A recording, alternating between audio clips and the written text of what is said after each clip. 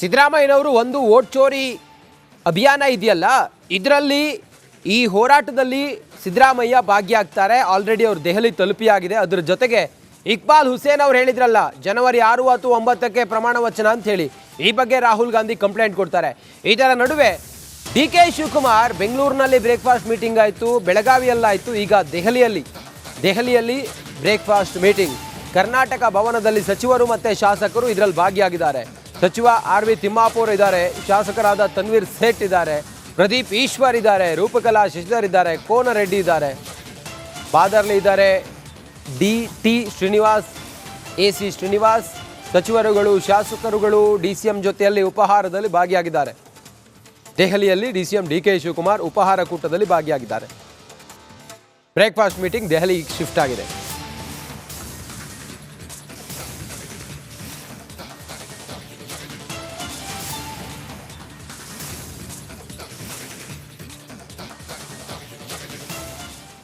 ಸದ್ಯ ಬೆಂಗಳೂರಿನಲ್ಲಿ ಇದ್ದಂಥ ಒಂದಿಷ್ಟು ಹೀಟು, ರಾಜಕಾರಣದ ಹೀಟು ಬೆಳಗಾವಿಗೆ ಶಿಫ್ಟ್ ಆಯಿತು. ಬೆಳಗಾವಿಯಿಂದ ಆ ನಂತರ ಈಗ ದೆಹಲಿಗೆ ಶಿಫ್ಟ್ ಆಗಿದೆ.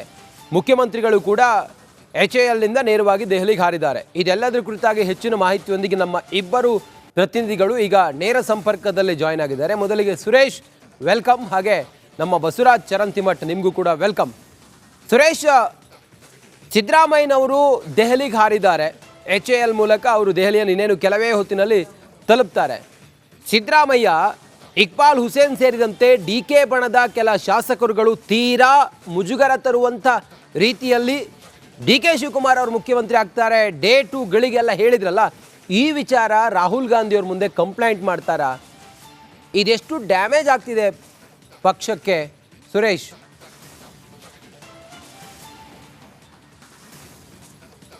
ರಂಜಿತ್, ರಾಜ್ಯ ಕಾಂಗ್ರೆಸ್ನಲ್ಲಿ ಈಗ ಇರತಕ್ಕಂಥ ನಾಯಕತ್ವ ಫೈಟ್ ಏನಿದೆ ಅದು ಸದ್ಯಕ್ಕೆ ನಿಲ್ಲುವಂತೆ ಕಾಣ್ತಿಲ್ಲ ಅಂತಕ್ಕಂಥದ್ದು ಬಹಳ ಸ್ಪಷ್ಟ.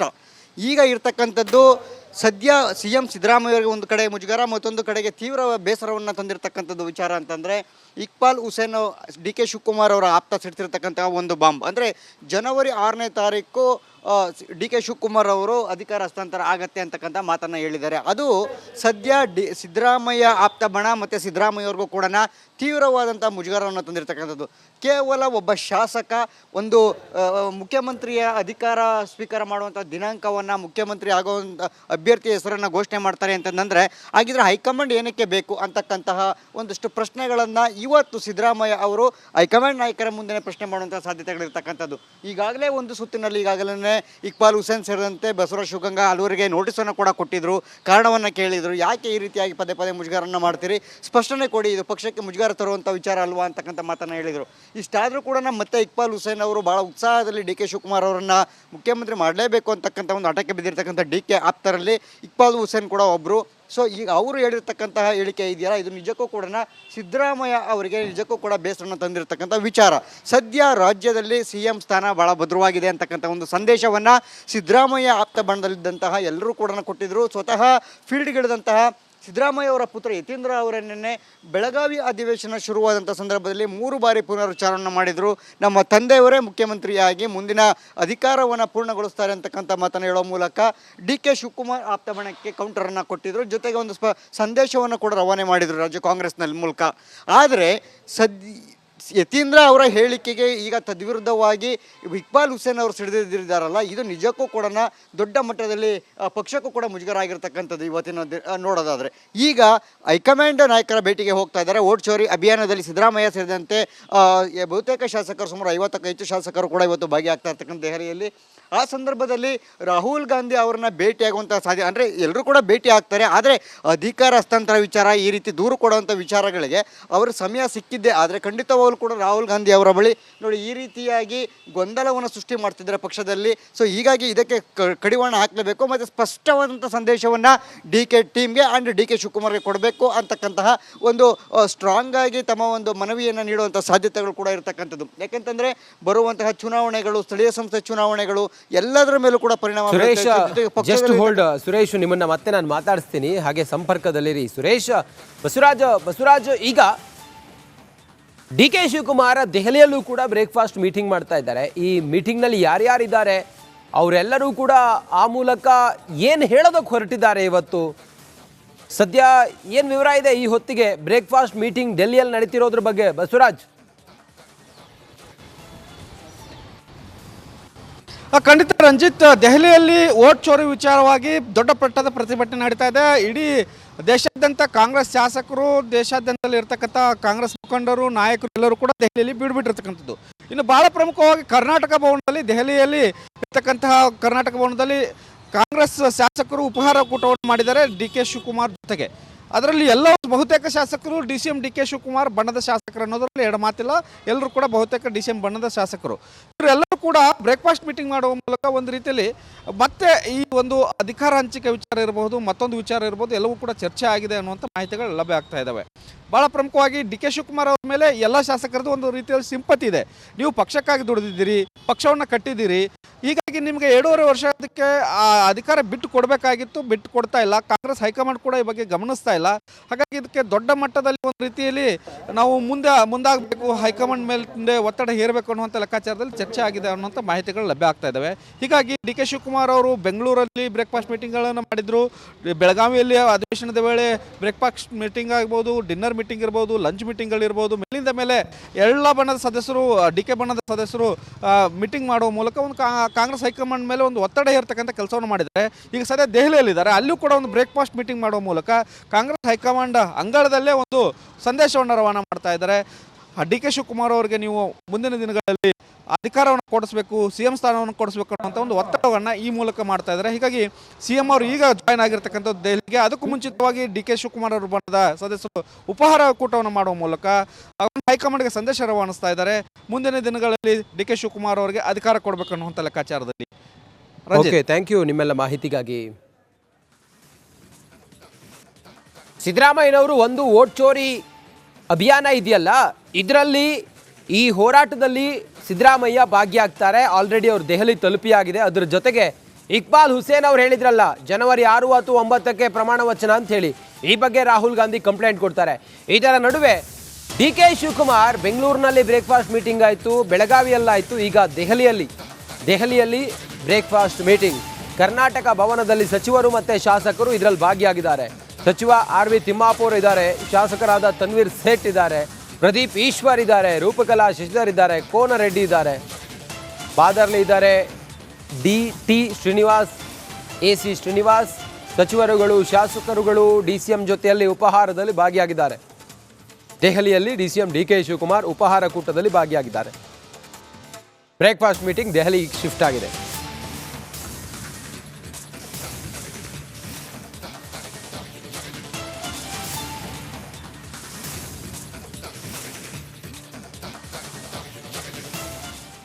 ಸದ್ಯ ಬೆಂಗಳೂರಿನಲ್ಲಿ ಇದ್ದಂಥ ಒಂದಿಷ್ಟು ಹೀಟು, ರಾಜಕಾರಣದ ಹೀಟು ಬೆಳಗಾವಿಗೆ ಶಿಫ್ಟ್ ಆಯಿತು.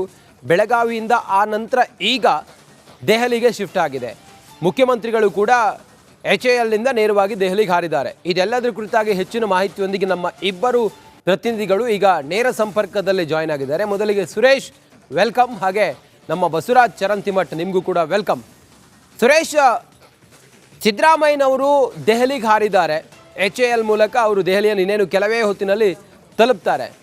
ಸಿದ್ದರಾಮಯ್ಯ, ಇಕ್ಬಾಲ್ ಹುಸೇನ್ ಸೇರಿದಂತೆ DK ಬಣದ ಕೆಲ ಶಾಸಕರುಗಳು ತೀರಾ ಮುಜುಗರ ತರುವಂಥ ರೀತಿಯಲ್ಲಿ DK ಶಿವಕುಮಾರ್ ಅವರು ಮುಖ್ಯಮಂತ್ರಿ ಆಗ್ತಾರೆ, ಡೇ 2ಗಳಿಗೆಲ್ಲ ಹೇಳಿದ್ರಲ್ಲ, ಈ ವಿಚಾರ ರಾಹುಲ್ ಗಾಂಧಿಯವ್ರ ಮುಂದೆ ಕಂಪ್ಲೇಂಟ್ ಮಾಡ್ತಾರಾ? ಇದೆಷ್ಟು ಡ್ಯಾಮೇಜ್ ಆಗ್ತಿದೆ ಪಕ್ಷಕ್ಕೆ ಸುರೇಶ್?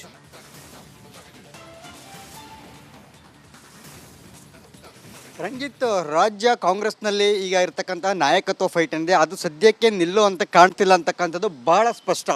ಈಗ ಇರ್ತಕ್ಕಂಥದ್ದು ಸದ್ಯ CM ಸಿದ್ದರಾಮಯ್ಯ ಒಂದು ಕಡೆ ಮುಜುಗರ, ಮತ್ತೊಂದು ಕಡೆಗೆ ತೀವ್ರ ಬೇಸರವನ್ನು ತಂದಿರತಕ್ಕಂಥದ್ದು ವಿಚಾರ ಅಂತಂದರೆ ಇಕ್ಬಾಲ್ ಹುಸೇನ್ DK ಶಿವಕುಮಾರ್ ಅವರ ಆಪ್ತ ಸಿಡ್ತಿರ್ತಕ್ಕಂಥ ಒಂದು ಬಾಂಬ್. ಅಂದರೆ ಜನವರಿ 6ನೇ ತಾರೀಕು DK ಶಿವಕುಮಾರ್ ಅವರು ಅಧಿಕಾರ ಹಸ್ತಾಂತರ ಆಗತ್ತೆ ಅಂತಕ್ಕಂಥ ಮಾತನ್ನು ಹೇಳಿದ್ದಾರೆ. ಅದು ಸದ್ಯ ಸಿದ್ದರಾಮಯ್ಯ ಆಪ್ತ ಬಣ ಮತ್ತು ಸಿದ್ದರಾಮಯ್ಯ ಅವ್ರಿಗೂ ಕೂಡ ತೀವ್ರವಾದಂಥ ಮುಜುಗರವನ್ನು ತಂದಿರತಕ್ಕಂಥದ್ದು.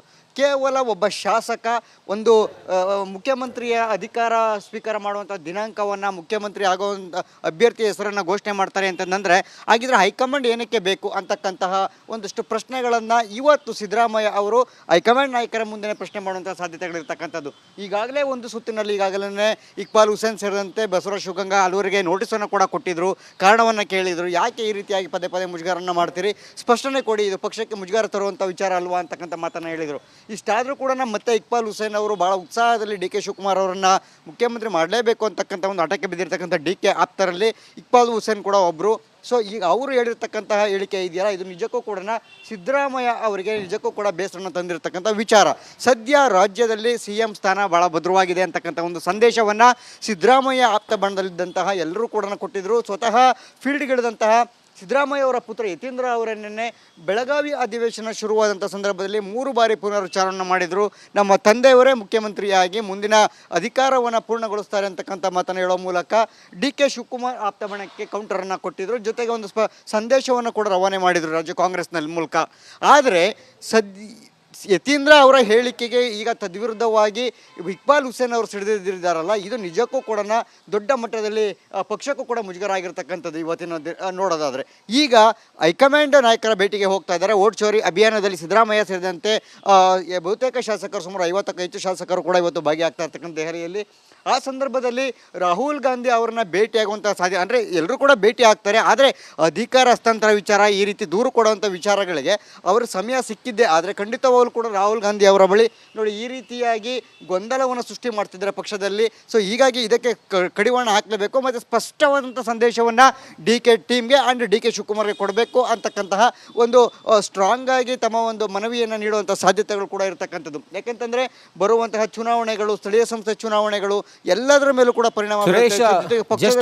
ಸುರೇಶ್, ನಿಮ್ಮನ್ನ ಮತ್ತೆ ನಾನು ಮಾತಾಡಿಸ್ತೀನಿ, ಹಾಗೆ ಸಂಪರ್ಕದಲ್ಲಿರಿ. ಸುರೇಶ್, ಬಸವರಾಜ್, ಈಗ ಡಿ ಕೆ ಶಿವಕುಮಾರ್ ದೆಹಲಿಯಲ್ಲೂ ಕೂಡ ಬ್ರೇಕ್ಫಾಸ್ಟ್ ಮೀಟಿಂಗ್ ಮಾಡ್ತಾ ಇದ್ದಾರೆ. ಈ ಮೀಟಿಂಗ್ನಲ್ಲಿ ಯಾರ್ಯಾರಿದ್ದಾರೆ ಅವರೆಲ್ಲರೂ ಕೂಡ ಆ ಮೂಲಕ ಏನು ಹೇಳೋದಕ್ಕೆ ಹೊರಟಿದ್ದಾರೆ ಇವತ್ತು? ಸದ್ಯ ಏನು ವಿವರ ಇದೆ ಈ ಹೊತ್ತಿಗೆ ಬ್ರೇಕ್ಫಾಸ್ಟ್ ಮೀಟಿಂಗ್ ಡೆಲ್ಲಿಯಲ್ಲಿ ನಡೀತಿರೋದ್ರ ಬಗ್ಗೆ ಬಸವರಾಜ್?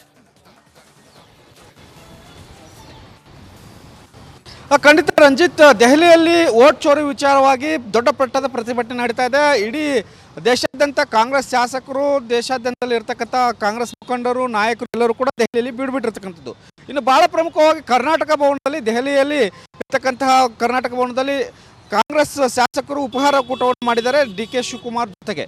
ಅದರಲ್ಲಿ ಎಲ್ಲ ಬಹುತೇಕ ಶಾಸಕರು DCM ಡಿ ಕೆ ಶಿವಕುಮಾರ್ ಬಣ್ಣದ ಶಾಸಕರು ಅನ್ನೋದ್ರಲ್ಲಿ ಎರಡು ಮಾತಿಲ್ಲ. ಎಲ್ಲರೂ ಕೂಡ ಬಹುತೇಕ DCM ಬಣ್ಣದ ಶಾಸಕರು. ಇವರೆಲ್ಲರೂ ಕೂಡ ಬ್ರೇಕ್ಫಾಸ್ಟ್ ಮೀಟಿಂಗ್ ಮಾಡುವ ಮೂಲಕ ಒಂದು ರೀತಿಯಲ್ಲಿ ಮತ್ತೆ ಈ ಒಂದು ಅಧಿಕಾರ ಹಂಚಿಕೆ ವಿಚಾರ ಇರಬಹುದು, ಮತ್ತೊಂದು ವಿಚಾರ ಇರ್ಬೋದು, ಎಲ್ಲವೂ ಕೂಡ ಚರ್ಚೆ ಆಗಿದೆ ಅನ್ನುವಂಥ ಮಾಹಿತಿಗಳು ಲಭ್ಯ ಆಗ್ತಾ ಇದ್ದಾವೆ. ಭಾಳ ಪ್ರಮುಖವಾಗಿ ಡಿ ಕೆ ಶಿವಕುಮಾರ್ ಅವ್ರ ಮೇಲೆ ಎಲ್ಲ ಶಾಸಕರದ್ದು ಒಂದು ರೀತಿಯಲ್ಲಿ ಸಿಂಪತಿ ಇದೆ. ನೀವು ಪಕ್ಷಕ್ಕಾಗಿ ದುಡಿದಿದ್ದೀರಿ, ಪಕ್ಷವನ್ನು ಕಟ್ಟಿದ್ದೀರಿ, ಹೀಗಾಗಿ ನಿಮಗೆ 2.5 ವರ್ಷ ಅದಕ್ಕೆ ಅಧಿಕಾರ ಬಿಟ್ಟು ಕೊಡಬೇಕಾಗಿತ್ತು, ಬಿಟ್ಟು ಕೊಡ್ತಾ ಇಲ್ಲ. ಕಾಂಗ್ರೆಸ್ ಹೈಕಮಾಂಡ್ ಕೂಡ ಈ ಬಗ್ಗೆ ಗಮನಿಸ್ತಾ ಇಲ್ಲ. ಹಾಗಾಗಿ ಇದಕ್ಕೆ ದೊಡ್ಡ ಮಟ್ಟದಲ್ಲಿ ಒಂದು ರೀತಿಯಲ್ಲಿ ನಾವು ಮುಂದಾಗಬೇಕು, ಹೈಕಮಾಂಡ್ ಮೇಲೆ ಒತ್ತಡ ಹೇರಬೇಕು ಅನ್ನುವಂಥ ಲೆಕ್ಕಾಚಾರದಲ್ಲಿ ಚರ್ಚೆ ಆಗಿದೆ ಅನ್ನುವಂಥ ಮಾಹಿತಿಗಳು ಲಭ್ಯ ಆಗ್ತಾ ಇದ್ದಾವೆ. ಹೀಗಾಗಿ ಡಿ ಕೆ ಶಿವಕುಮಾರ್ ಅವರು ಬೆಂಗಳೂರಲ್ಲಿ ಬ್ರೇಕ್ಫಾಸ್ಟ್ ಮೀಟಿಂಗ್ಗಳನ್ನು ಮಾಡಿದರು. ಬೆಳಗಾವಿಯಲ್ಲಿ ಅಧಿವೇಶನದ ವೇಳೆ ಬ್ರೇಕ್ಫಾಸ್ಟ್ ಮೀಟಿಂಗ್ ಆಗ್ಬೋದು, ಡಿನ್ನರ್ ಮೀಟಿಂಗ್ ಇರ್ಬೋದು, ಲಂಚ್ ಮೀಟಿಂಗ್ಗಳಿರ್ಬೋದು. ಮೇಲಿಂದ ಮೇಲೆ ಎಲ್ಲ ಬಣ್ಣದ ಸದಸ್ಯರು, ಡಿ ಕೆ ಬಣ್ಣದ ಸದಸ್ಯರು ಮೀಟಿಂಗ್ ಮಾಡುವ ಮೂಲಕ ಒಂದು ಕಾಂಗ್ರೆಸ್ ಹೈಕಮಾಂಡ್ ಮೇಲೆ ಒಂದು ಒತ್ತಡ ಹೇರ್ತಕ್ಕಂಥ ಕೆಲಸವನ್ನು ಮಾಡಿದ್ದಾರೆ. ಈಗ ಸದ್ಯ ದೆಹಲಿಯಲ್ಲಿದ್ದಾರೆ, ಅಲ್ಲೂ ಕೂಡ ಒಂದು ಬ್ರೇಕ್ಫಾಸ್ಟ್ ಮೀಟಿಂಗ್ ಮಾಡುವ ಮೂಲಕ ಕಾಂಗ್ರೆಸ್ ಹೈಕಮಾಂಡ್ ಅಂಗಳದಲ್ಲೇ ಒಂದು ಸಂದೇಶವನ್ನು ರವಾನೆ ಮಾಡ್ತಾ ಇದ್ದಾರೆ. ಡಿ ಕೆ ಶಿವಕುಮಾರ್ ಅವರಿಗೆ ನೀವು ಮುಂದಿನ ದಿನಗಳಲ್ಲಿ ಅಧಿಕಾರವನ್ನು ಕೊಡಿಸಬೇಕು, CM ಸ್ಥಾನವನ್ನು ಕೊಡಿಸಬೇಕು ಅನ್ನೋಂಥ ಒಂದು ಒತ್ತಡವನ್ನು ಈ ಮೂಲಕ ಮಾಡ್ತಾ ಇದ್ದಾರೆ. ಹೀಗಾಗಿ CM ಅವರು ಈಗ ಜಾಯ್ನ್ ಆಗಿರ್ತಕ್ಕಂಥದ್ದು ದೆಹಲಿಗೆ. ಅದಕ್ಕೂ ಮುಂಚಿತವಾಗಿ ಡಿ ಕೆ ಶಿವಕುಮಾರ್ ಅವರು ಬಣ್ಣದ ಸದಸ್ಯರು ಉಪಹಾರ ಕೂಟವನ್ನು ಮಾಡುವ ಮೂಲಕ ಹೈಕಮಾಂಡ್ಗೆ ಸಂದೇಶ ರವಾನಿಸ್ತಾ ಇದ್ದಾರೆ. ಮುಂದಿನ ದಿನಗಳಲ್ಲಿ ಡಿ ಕೆ ಶಿವಕುಮಾರ್ ಅವರಿಗೆ ಅಧಿಕಾರ ಕೊಡಬೇಕು ಅನ್ನುವಂಥ ಲೆಕ್ಕಾಚಾರದಲ್ಲಿ. ಥ್ಯಾಂಕ್ ಯು ನಿಮ್ಮೆಲ್ಲ ಮಾಹಿತಿಗಾಗಿ.